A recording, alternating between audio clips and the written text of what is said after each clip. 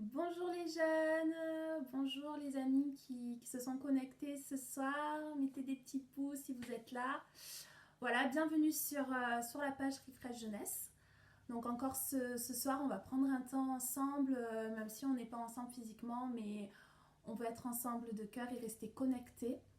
Ce soir, voilà, on va prendre un temps de louange et ensuite viendra un temps autour de la parole de Dieu où Concetto nous partagera ce que Dieu a mis sur son cœur.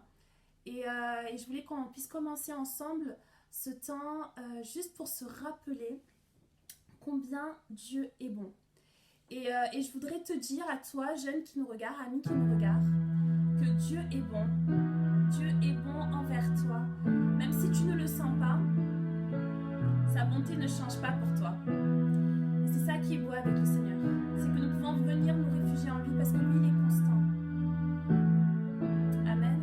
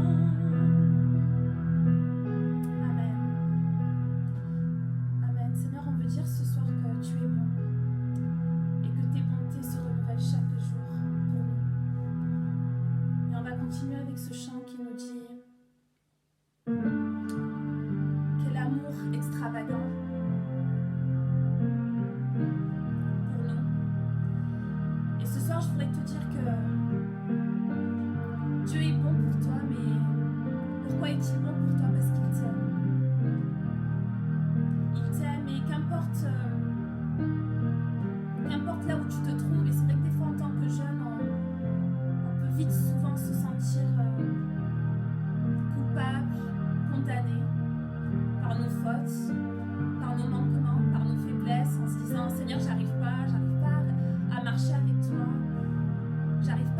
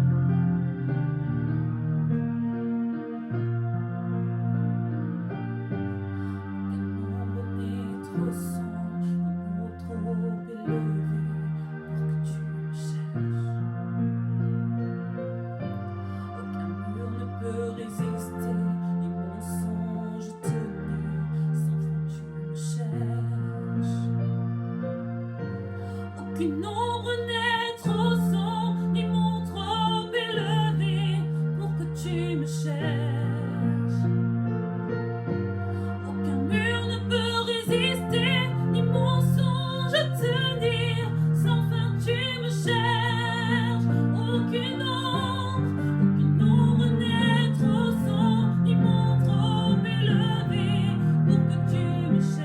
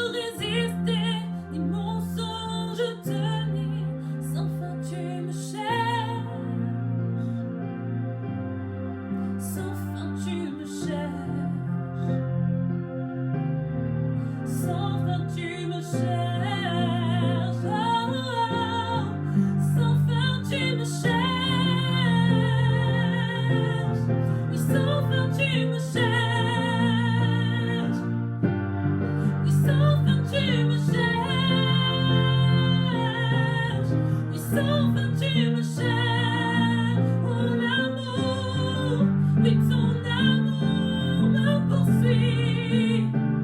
Oh, oh, oh.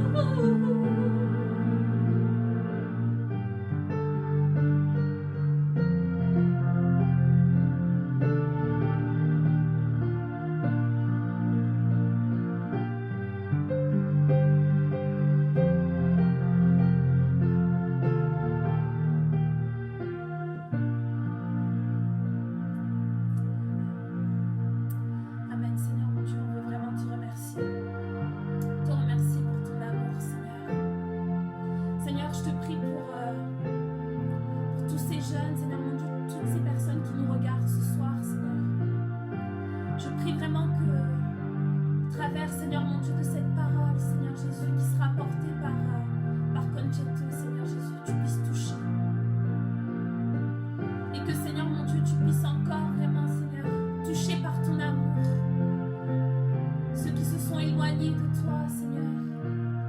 Ceux qui ne se sentent plus, Seigneur, à la hauteur, qui se sentent méprisés, Seigneur Jésus, toi tu ne les méprises pas, Seigneur. Alors viens toucher ce soir, viens toucher les cœurs, Seigneur Jésus. Merci pour cet amour, Seigneur, infini, extravagant.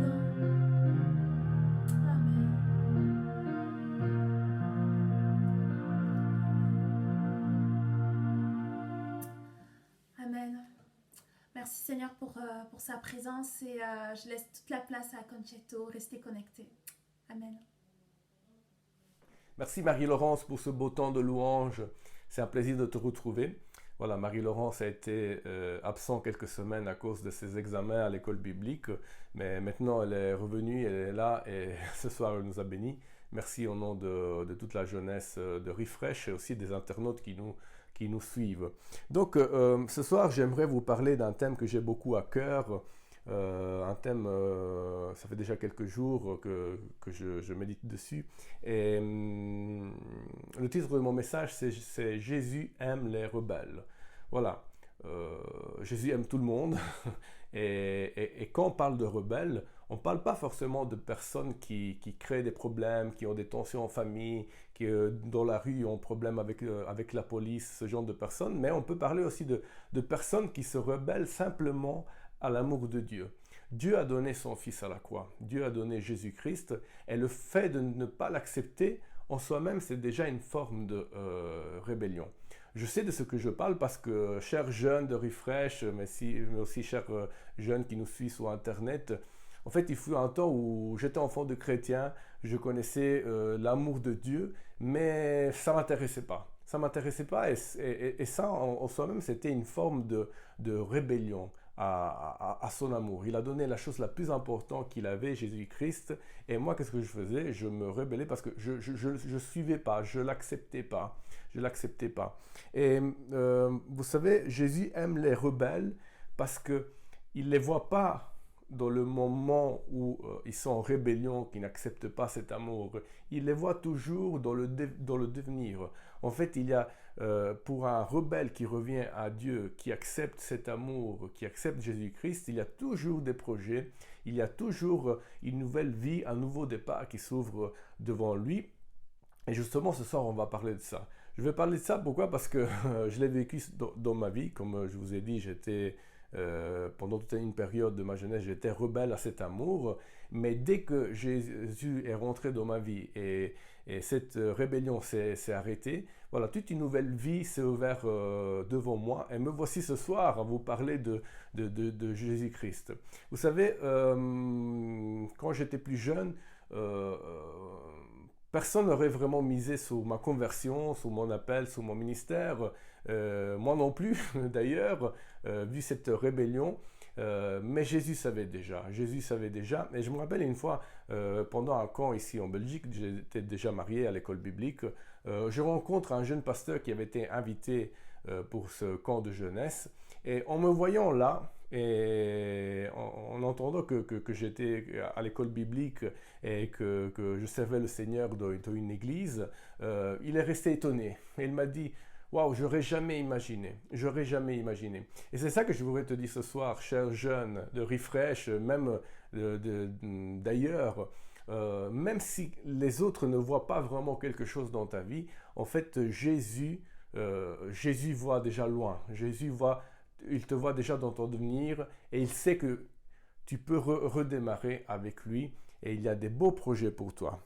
Et donc ce soir, on va parler de rébellion, on va parler de péché et on va parler aussi de cet amour, parce que Jésus justement vient chez toi ce soir parce qu'il voudrait te dire: je suis là dans les situations difficiles, je t'ai pas abandonné, même dans ce moment de confinement, voilà, même en ce moment de Covid, je suis là. Et je t'aime, je t'abandonne pas. Donc ce soir, on va lire un passage dans notre histoire dans Luc 17, du verset 11 à 19. Et donc il est écrit: alors qu'il se rendait à Jérusalem, Jésus passa entre la Samarie et la Galilée. Comme il entra dans un village, 10 lépreux virent à sa rencontre. Ils se tenirent à distance et se mirent à lui dire: Jésus, Maître, aie pitié de nous.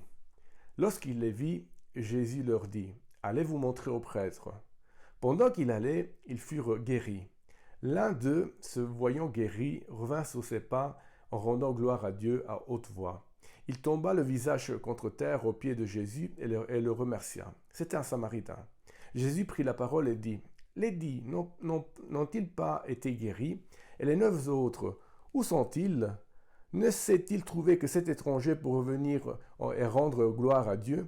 Puis il lui dit, lève-toi, vas-y, ta foi t'a sauvé.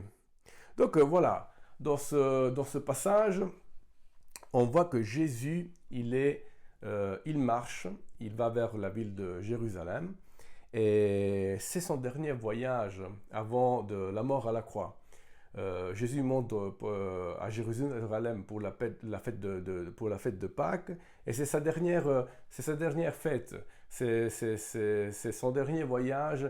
Après ça, il y aura la mort à la croix et aussi la résurrection, la victoire sous la mort. Donc, il y a 2000 ans, son objectif, c'était de sauver l'humanité. Ce voyage était dirigé vers Jérusalem parce qu'il avait un objectif, il voulait sauver des personnes perdues. Et après 2000 ans, l'objectif de Jésus-Christ n'a pas changé. Il veut encore aujourd'hui bénir, il veut encore aujourd'hui intervenir et il veut encore aujourd'hui sauver des vies. Et à part ce détail géographique de la direction vers Jérusalem, l'auteur de cette histoire, l'évangéliste Luc, il nous donne aussi encore 2 détails géographiques. En fait, Jésus marchait vers la ville de Jérusalem, la ville sainte, la ville où tous les hommes devaient se rendre lors de la fête de Pâques, et il prenait un chemin entre la Samarie et la Galilée. Dès que j'ai lu ce petit détail, je me suis tout de suite focalisé sur ces 2 endroits géographiques, et j'ai fait une petite recherche. Et en fait, la Samarie, c'était une région qui était née suite à une rébellion, suite à une division. En fait, la Samarie appartenait avant au royaume d'Israël, mais suite à des situations, en fait, il y a eu une division, il y a eu une rébellion, une partie, les 10 tribus du nord se sont séparées des 2 tribus du sud, et donc on a eu la formation de 2 royaumes séparés. Dans le royaume du nord, donc dans cette région de Samarie, après on a aussi construit un temple, parce que vu qu'on ne pouvait plus aller à Jérusalem, il fallait un autre temple où adorer. Et suite à la déportation, suite à l'exil, en fait, il y a eu un mélange de cultures avec la culture juive, donc il y a eu un mélange, et finalement s'est formé une religion syncrétiste, oui, qui croyait en Dieu, mais que les Juifs ne voyaient pas ils méprisaient. En fait, il y avait une forme de méprise qui était née suite à cette rébellion, suite à cette division qu'il y avait eu dans le temps. Donc une région née d'une rébellion. Après, on a aussi le détail géographique, on parle aussi que Jésus marchait entre Samarie et la Galilée. Toujours, j'ai été regarder qu'est-ce que les auteurs nous disaient sur la Galilée. Et en fait, c'est une région qui était méprisée par le regard des Juifs. En fait, les Juifs regardaient les Galiléens comme des personnes, avec pas une grande estime de ces personnes. On se moquait d'eux à cause de leur accent. Et dans cette région était né un parti politique, c'est les Zélotes.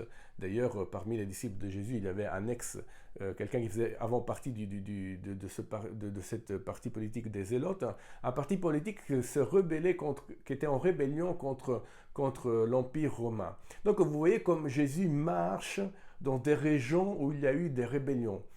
Toujours en Galilée, il y avait eu la naissance de Jonas. 800 ans avant, il y avait eu la naissance de Jonas, un autre prophète que Dieu avait appelé pour aller apporter la bonne parole, une parole de salut à Ninive. Mais Jonas, qu'est-ce qu'il fait? Il s'oppose, il se rebelle à la volonté de Dieu, et il ne va pas tant que Dieu ne l'amène avec la force là dans ces endroits. Donc vous voyez comme Jésus marche dans ces régions de rébellion. Pourquoi? Parce qu'il a un objectif final. C'est le salut de l'humanité. Il veut aller à Jérusalem, il doit mourir à la croix, il doit ressusciter. Mais en passant, même s'il se rend vers l'élite, la ville élite, Jérusalem, la ville céleste, en passant, qu'est-ce qu'il fait? Il s'arrête vers des endroits oubliés où il y a des personnes en rébellion. Et ce soir, justement, Jésus vient chez toi à travers cette vidéo, à travers cette prédication, avec ce live, parce qu'il veut savoir de toi. Il veut plus de toi. Il t'aime et il ne t'a pas abandonné. Donc, Jésus se ferme dans une ville, dans un village, et l'auteur il ne donne pas de prénom de ce village. Ce village n'a pas de prénom dans l'histoire. Mais ce soir, moi, j'aimerais donner un prénom à ce village, et j'aimerais l'appeler le village, la ville Refresh Jeunesse. Pourquoi appeler cette ville Refresh Jeunesse? Parce que il y a des parallélismes entre une ville et un groupe de jeunesse. Je suis responsable des jeunes et je sais comment ça marche. Voilà, dans une ville, il y a toujours quelqu'un qui gouverne, quelqu'un qui donne la vision, et la même chose c'est dans un groupe de jeunesse. Voilà, il y a des responsables qui créent des activités, qui donnent une vision qui vient du Seigneur. Après, dans une ville, il y a des personnes qui travaillent dans cette ville. La même chose c'est dans un groupe de jeunesse, il y a des gens qui travaillent pour cette vision, il y a des gens qui sont là, qui sont engagés dans la musique, engagés dans la partie technique, des gens qui prêchent. Donc il y a tout un mouvement. Dans une ville, il y a aussi des personnes qui ne font rien, qui regardent, qui sont sans travail, qui restent au chômage. C'est la même chose, c'est dans un groupe de jeunesse, soit parce qu'ils sont nouveaux, soit parce qu'ils n'ont pas tellement envie de servir. Mais dans une ville, il y a malheureusement aussi des personnes qui sont éloignées de tout le monde, des personnes qui sont rebelles, des personnes qui sont oubliées. Et la même chose, c'est dans un groupe de jeunesse. Voilà, il y a un noyau central qui travaille, qui se donne 100%, mais il y a des personnes qui sont éloignées, qui sont un petit peu rebelles, qui sont en retraite, et que même les personnes qui travaillent peut-être des fois en faisant une erreur, ils regardent avec un œil de méprise. Bon, oui, lui, il n'est pas tellement, oui, il vient, il fait partie du groupe, de temps en temps il est là, et là, de temps en temps il n'est pas là. Tu as vu sur Facebook, sur Instagram, ce qu'il publie. Donc il y a toujours un œil de méprise, mais Jésus ce soir justement vient pour ces personnes-là, pour dire je t'aime et je veux te donner un nouveau départ. Et donc Jésus arrive dans ce village, arrive dans cette ville. Ce soir, Jésus arrive dans notre groupe de jeunesse parce qu'il y a des personnes qui ont besoin de lui. Et c'est le cas dans cette histoire, il y a 10 personnes qui sont malades, ils sont lépreux. En fait, la lèpre, c'était une maladie très grave à l'époque. C'était une maladie qui prenait la peau. En fait, la peau se décomposait, se détachait. C'était une maladie très contagieuse. Et une fois que tu avais cette maladie, en fait, tu étais en quarantaine. Il y avait le grand prêtre de la ville. Tu allais te montrer au grand prêtre et tu étais mis en quarantaine. En fait, à l'extérieur de la ville, loin de tout le monde, tu n'avais pas le droit de toucher personne, de voir personne parce que c'était vraiment contagieux. Et en plus, quand quelqu'un se rapprochait de toi, en fait, il fallait crier et dire lépreux, lépreux, lépreux, pour éviter que ces personnes puissent s'approcher de toi et finalement prendre aussi cette maladie. Donc c'était une maladie terrible, on pouvait la cacher pour un petit temps, mais dès que ça commençait à sortir sous le visage, sous les mains, voilà, c'était la quarantaine, Et c'est un petit peu ce qu'on a vécu dans les derniers mois, voilà, un virus qui circule, très contagieux, un virus qui nous éloigne, un virus qui ne nous permet pas de voir, les églises sont fermées, mais même si les églises sont fermées, on a vu qu'à travers la technologie, à travers Internet, que la parole arrive chez nous. Et c'est le cas ce soir, les jeunes, c'est le cas ce soir. Jésus vient parce qu'il a un message d'espoir. Il t'aime et il te rejoint jusque chez toi. C'est le cas de ce soir, c'est le cas d'il y a 2000 ans, quand Jésus marchait dans ces régions et rejoint ces 10 personnes qui ont justement besoin de lui. Et donc, quoi faire avec cette histoire? On a compris que Jésus aime les autres, Jésus n'a pas peur de la maladie et Jésus va vers les personnes qui ont besoin. Donc, quoi faire avec cette histoire si tu es en train de vivre une rébellion, tu es loin de Dieu? Alors, j'aimerais vous donner 3 petits conseils. Alors, le premier conseil, c'est va à sa rencontre. Va à sa rencontre. En fait, ces 10 personnes, étaient malades, c'était 10 personnes en quarantaine, c'était 10 personnes qui n'avaient plus rien à perdre, ils attendaient que la mort. Et ces 10 personnes, dès qu'ils voient, ces 10 lépreux, dès qu'ils voient Jésus arriver, ils vont à sa rencontre. Jésus est venu il y a 2000 ans, il a déjà fait son pas vers moi. Il a déjà fait son pas vers nous. Et donc aujourd'hui, il nous demande simplement de l'accepter dans notre vie. Il est descendu sur terre. Lui qui était assis avec le Père dans le ciel, lui qui avait tout créé, en fait, il s'est humilié et il est descendu vers nous. Vous savez, il y a certaines religions qui pensent que c'est absurde qu'un Dieu puisse descendre et s'humilier au milieu de nous jusqu'à mourir à la croix. Mais Jésus l'a fait. Jésus l'a fait et aujourd'hui, il te dit, moi j'ai fait ma part. Maintenant, c'est à toi de venir à ma rencontre. Quand je parle de venir à sa rencontre, c'est vraiment avoir cette envie de le connaître, avoir cette envie de découvrir qu'est-ce qu'il peut faire dans nos vies. En fait, depuis que je me suis levé et j'étais à la rencontre de Jésus, en fait, j'ai trouvé mon antidote. Voilà, dans les derniers temps, vous avez vu que sur les réseaux, il y a eu plein de témoignages, Jésus mon antidote. D'ailleurs, il y a quelques semaines, on a reçu le créateur de ce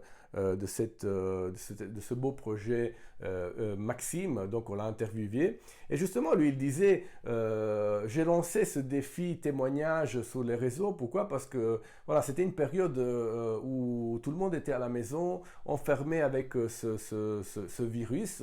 Et donc moi, je voulais vraiment donner cet antidote qui ne soigne pas le Covid-19, mais qui peut soigner des choses un peu plus importantes, que c'est le péché de notre vie. Et donc, vraiment, dès que j'ai connu Jésus-Christ, ma vie a changé. Ma vie a été guérie, mon péché a été vraiment soigné. Et j'aimerais te dire que si tu vas à sa rencontre, ça va être la même chose pour toi. Tu sais, quand j'étais loin de Jésus, loin de Dieu, j'ai cherché mon bonheur partout. Voilà, j'ai essayé avec les soirées, avec les filles. En fait, dans ma tête, c'était comme si il fallait plaire à cette société. En fait, cette société, il me demandait d'être quelqu'un qu'en réalité, je n'étais pas vraiment. C'était comme mettre un masque. En fait, il fallait être bien habillé, avoir des histoires à droite à gauche, partir, des émotions. Mais finalement, c'était pas ce que j'étais réellement. C'était pas moi-même. Et donc, il y avait toujours cette frustration. Mais aujourd'hui, j'aimerais te dire, ne pense pas à ce que la société dit. Ne pense pas à ce que tes copains disent. Lève-toi et va à sa rencontre. Vous savez, pour se lever à sa rencontre, il faut mettre de côté l'orgueil. Il faut s'en ficher de ce que les autres pensent. Et pendant des années, j'ai jamais su le faire parce que justement, je m'arrêtais toujours à penser qu'est-ce que les autres auraient dit si j'aurais été près de Jésus, j'aurais commencé à le suivre.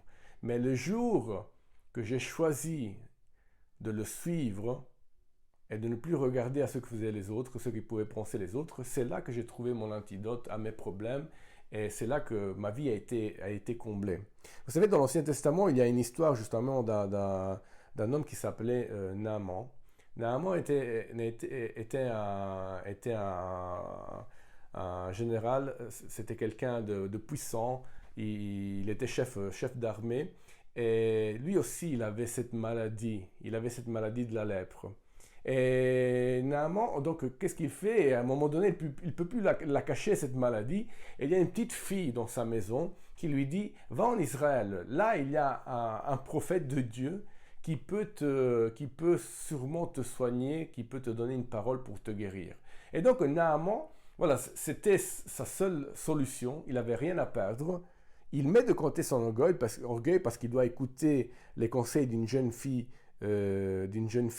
En plus, il doit aller près d'un prophète dans un autre pays. Et dès qu'il arrive auprès de ce prophète, le prophète il lui dit « Jette-toi 7 fois dans le Jourdain ». Donc quelque chose d'absurde, il le fait et il est guéri. Imaginez-vous s'il s'était dit, ah non, qu'est-ce qu'ils vont penser les autres? Qu'est-ce qu'ils vont penser mes collègues? Qu'est-ce qu'ils vont penser mes amis, mes copains? Si je vais en Israël chercher ce prophète, après me jeter cette fois dans le Jourdain. Pourtant, il l'a fait. Et voilà qu'il a trouvé son antidote. Il est sorti de là, guéri. Il est sorti de là guéri. Donc, première chose, va vers Jésus. Deuxième chose, crie à Jésus. Voilà, quand je dis crie, c'est pas ouvre la fenêtre et commence à crier Jésus. Bien sûr, tu peux le faire. Peut-être ton voisin à côté, il connaîtra Jésus. Ou peut-être il se dira il est un fou lui. Mais quand je dis crie à Jésus, c'est vraiment quelque chose qui doit partir du cœur, de l'intérieur. Jésus, j'ai besoin de toi. J'ai du mal à te suivre, j'ai du mal à t'accepter. J'ai besoin de toi dans cette situation. Aide-moi. Et c'est ça que les 10 lépreux font. En fait, ils commencent à crier et ils disent « Maître, Maître, on a besoin de toi ». Et le mot « Maître », en fait, dans les évangiles de Luc, il est utilisé que 6 fois. Et à part cette circonstance, dans les autres 5 fois, c'est toujours les disciples qui l'utilisent envers Jésus. En fait, dire le mot « Maître », ça veut dire déjà commencer à rentrer dans la famille de Jésus. Le mot maître, c'est un mot qu'on donne à quelqu'un qui peut vraiment conduire notre vie, qui peut vraiment nous amener quelque part. En fait, moi, j'appellerai jamais quelqu'un maître si je ne suis pas sûr et certain qu'il peut apporter quelque chose dans ma vie, qu'il peut apporter vraiment une croissance dans ma vie. J'appelle Jésus maître parce que je sais qu'il a apporté une croissance spirituelle dans ma vie. Et donc ce soir, vraiment, fais partie de ce cri et dis, Maître Jésus-Christ, j'ai besoin de toi. Donc ces disciples se tenir à distance. En fait, on ne pouvait pas se rapprocher. C'était très contagieux. Ils savaient que selon le protocole, ils ne pouvaient pas s'approcher de Dieu, de Jésus. Et c'est un petit peu la même chose aujourd'hui. Selon le protocole, voilà, on respecte le règlement de l'État. On peut pas, oui, on peut rouvrir les églises, mais c'est très compliqué. Et même s'il y a cette distance, même s'il n'y a pas la vraie église qu'on a connue jusqu'à aujourd'hui, en fait, ce soir, chez toi, c'est chez toi l'église. C'est chez toi que ça se passe. C'est dans ton cœur. C'est dans ton cœur qu'il faut crier Maître. Il n'y a pas besoin d'être ensemble. Tu peux être même dans ta chambre, seul, en écoutant cette vidéo et dire « Maître, j'ai besoin de toi, aie pitié de nous, aie pitié de nous ». C'est la phrase que ces 10 hommes utilisent. Peut-être pour toi, ce n'est pas un problème de maladie, mais ça peut être ce soir un problème émotionnel.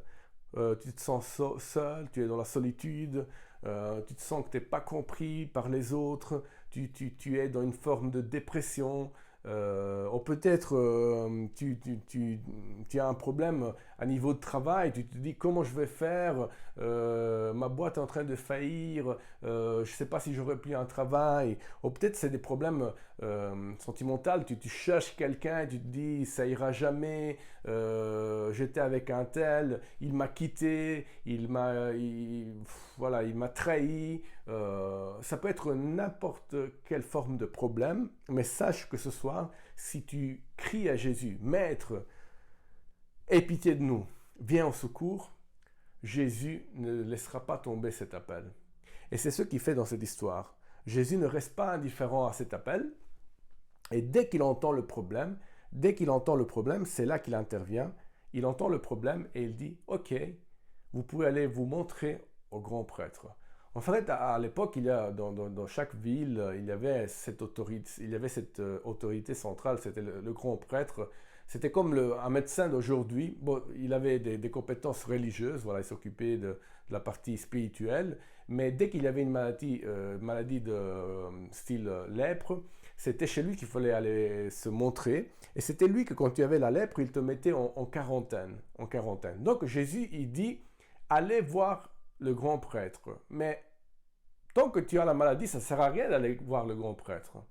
Mais sous cette parole, ces 10 hommes se retournent et ils vont vers le grand prêtre. En fait, dès que Jésus donne la parole, il se soumet à cette parole et commence à obéir à cette parole et commence à marcher par la foi.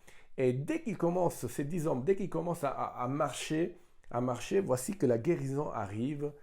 Leur peau leur corps est guéri. Donc ce soir, vraiment, c'est appelle le Seigneur, il faut le reconnaître comme maître, mais surtout, il faut aussi écouter ses paroles. Il faut se soumettre à ses paroles. Il faut se dire, c'est lui la solution et je veux marcher selon ses conseils. C'est ce qu'ils ont fait, ces 10 hommes. Ils ont écouté son conseil et ils ont marché selon cette parole qu'il avait entendue. Pardon, de temps en temps, mon italien revient. Mais voilà. Donc, pour une fois dans ta vie, soumets-toi au maître et laisse ta vie être conduite par le maître. Et donc, ces 10 personnes reçoivent le miracle. Tout le monde est guéri, ils sont contents, ils sont dans la joie. Bien sûr, c'est jackpot. Finalement, leur vie est sauvée. Ils peuvent rentrer en communauté, ils peuvent rentrer dans la ville. Ils sont guéris. Mais j'aimerais te dire une troisième chose. En fait, le vrai miracle, c'est à la fin de cette histoire. C'est vrai, il y a 10 personnes qui ont été guéries. Ces 10 personnes avaient un problème physique, ils étaient malades de lèpre, et donc ils sont guéris. Et parmi les 10 personnes, il y a une seule qui revient en arrière pour dire « Merci Jésus », avec ce sentiment de reconnaissance. Tout le monde avait été guéri, tout le monde avait bénéficié de cette guérison, mais une seule personne revient en arrière. En fait, Jésus, dès qu'il voit cette personne revenir, son premier réflexe, c'est de dire « Et les autres, ils sont où? Vous étiez 10 malades. J'ai guéri 10 personnes. Mais une seule personne était revenue en arrière. » Si vous vous rappelez, au début, on pleurait, on disait « Jésus, Jésus, pitié de nous. » Mais maintenant, cette personne qui revient en arrière, il revient en glorifiant le Seigneur, en disant « Merci, merci », il se jette par terre aux pieds de Jésus et disent « Merci, tu m'as sauvé ». Mais ce jour-là, cette personne qui revient en arrière, bon, d'abord, il est reconnaissant à ce que Jésus a fait. Mais il y a encore un autre grand miracle qu'il va recevoir. Les autres ont reçu la guérison physique. Mais maintenant, la question c'est, et après la guérison physique, qu'est-ce qui se passe? Ils sont où? Qu'est-ce que c'était par rapport à leur péché? Parce que Jésus, c'est clair, il veut intervenir dans ta vie, il veut te donner un travail, il veut te donner un mari, il veut tout faire. C'est bien de demander ces choses. Mais la chose plus importante qu'il a à cœur, c'est de te sauver, de sauver ton âme, afin que tu puisses être dans l'éternité avec lui, dans le paradis avec lui. Et donc, la seule personne qui revient en arrière, c'est qui? C'est un étranger, Jésus nous dit, c'est un Samaritain. Vous vous rappelez les rebelles, les personnes méprisées du début, comme on disait, dans ces régions? En fait, le seul qui revient en arrière, c'est ce Samaritain. Cette personne qui était méprisée, cette personne qui n'était pas vraiment considérée par les Juifs. Et cette personne, en fait, il ne s'est pas contenté de la guérison, mais revient en arrière avec cet esprit de reconnaissance. Et Jésus va lui faire un plus grand miracle. En fait, il lui dira, dès que lui se jette par terre en reconnaissance envers son Sauveur, il lui dira, « Lève-toi, vas-y, ta foi t'a sauvé. » En fait, ce jour-là, cet homme a eu 2 grands miracles. Le premier, c'était la guérison, physique. Mais le deuxième, le plus important, c'était la guérison de son péché. Parce que c'est clair que tout le monde veut vivre sur cette terre une vie bien, voilà, avoir un beau travail, une belle position, pas de problème, une bonne santé, des enfants, c'est toutes des choses légitimes. Mais qu'est-ce qu'il en sera de notre esprit, de notre âme, un jour quand on quittera ce monde? Parce que tôt ou tard, comme on a vu pendant cette pandémie, ça peut arriver. Ça peut arriver. Même les plus riches ont dû quitter, ils sont partis.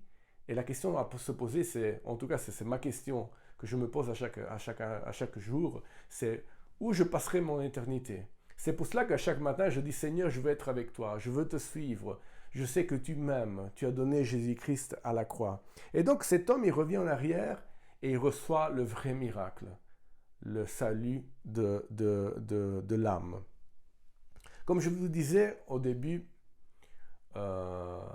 Jésus aime les rebelles et il les voit dans le devenir.